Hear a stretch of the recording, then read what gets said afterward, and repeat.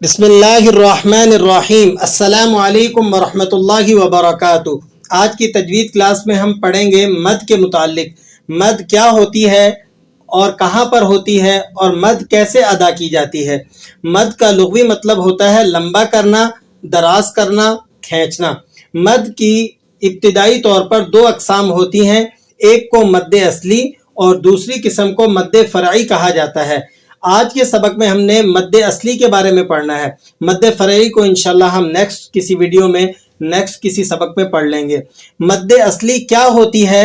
یہ وہ مد ہے کہ حروف مدہ کے بعد مد کا سبب موجود نہ ہو، تو وہاں جو مد ادا کی جاتی ہے اس مد کو مد اصلی کہا جاتا ہے۔ اب مد کا سبب کیا ہوتا ہے تو اسباب کے بارے میں ہم انشاءاللہ جہاں مد فرعی کو ڈسکس کریں گے وہاں پڑھیں گے، تو وہیں آپ کو اسباب کے بارے میں بھی بتا دیا جائے گا۔ تو آپ آسانی کے لیے یہ سمجھ لیں کہ جس طرح الف سے پہلے اگر زبر ہو تو اسے الف مدہ کہا جاتا ہے، ایسے ہی واو سے پہلے پیش ہو، واو ساکنہ سے پہلے پیش ہو تو اسے واو مدہ کہا جاتا ہے، یا ساکنہ سے پہلے زیر ہو تو اسے یا مدہ کہا جاتا ہے۔ یہ مد کے اسباب ہیں۔ تو مد اصلی کیا ہوتی ہے؟ یہ وہ مد ہوتی ہے جس کے بغیر اس حرف کی ذات ہی باقی نہ رہے۔ دوبارہ سے سن لیں، تھوڑا سا مشکل ہے لیکن انشاءاللہ اگر آپ اس کو تندہی سے اور ذرا ہمت کے کانوں سے سنیں گے تو آپ کو بات سمجھ میں آ جائے گی کہ یہ وہ مد ہوتی ہے جس کے بغیر اس حرف کی ذات ہی باقی نہ رہے، یعنی اس کا وجود ہی ختم ہو جائے، اس کی شناخت ہی ختم ہو جائے، تو ایسی مد کو مد اصلی کہا جاتا ہے۔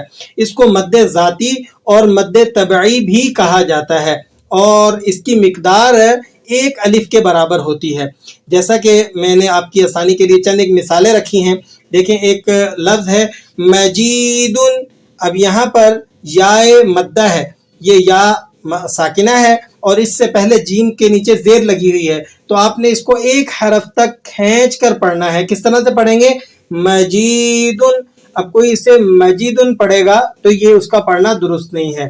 اسی طرح ایک اور لفظ دیکھیں، قالو، قالو، الف مدہ ہے، الف تو آپ نے اس کو ایک الف تک کھینچ کر ادا کرنا ہے۔ قالو، قالو پڑھیں گے، قالو، تو یہ قالو پڑھنا آپ کا درست نہیں ہے، آپ نے اس کو ایک الف تک کھینچ کر ادا کرنا ہے۔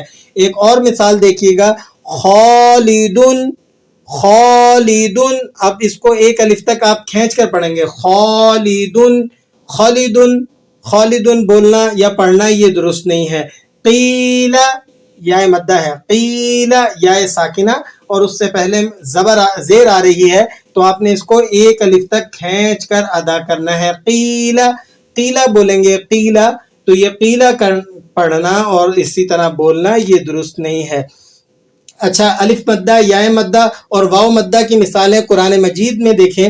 ایک آیت مبارکہ ہے، فَاذْكُرُونِي أَذْكُرُكُمْ، اب دیکھیں فَاذْكُرُو، واو پیش رو، یہ واو مدہ آپ کو نظر آ رہی ہے، فَاذْكُرُونِي، یا مدہ، فَاذْكُرُونِي أَذْكُرُكُمْ وَاشْكُرُوا لِي، وَاشْكُرُوا، واو مدہ، وَاشْكُرُوا لِي، یا مدہ، لی، یا مدہ کا ایگزامپل ہے، ٹھیک ہے۔ وَلَا، الف مدہ کا ایگزامپل، وَلَا تَكْفُرُونَ، تَكْفُرُونَ، واو مدہ، تَكْفُرُونَ۔ تو دیکھیں، الف مدہ، واو مدہ، یا مدہ، مثالیں قرآن مجید میں آپ کو جا بجا اس کی نظر آئیں گی۔ تو انسان جب ایسی مثالیں قرآن کریم میں گا بگا دیکھتا ہے تو اسے یہ سوچنے کی ضرورت ہے، فَاعْتَبِرُوا يَا أُولِي الْأَبْصَارِ، کہ جو قرآن کریم میں اتنی اہمیت سے بار بار ایک چیز آ رہی ہے تو اس کی اہمیت کس قدر ہوگی۔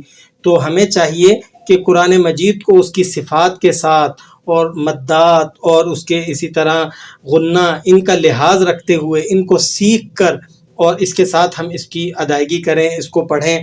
اگر آپ کو ایک دفعہ ویڈیو سننے سے پورا سبق سمجھ میں نہیں آتا تو آپ ذرا اس کو ریپیٹ کر لیا کریں، 2 دفعہ سنیں، 3 دفعہ سنیں، تاکہ ہماری محنت کرنا ہمیں وصول ہو جائے۔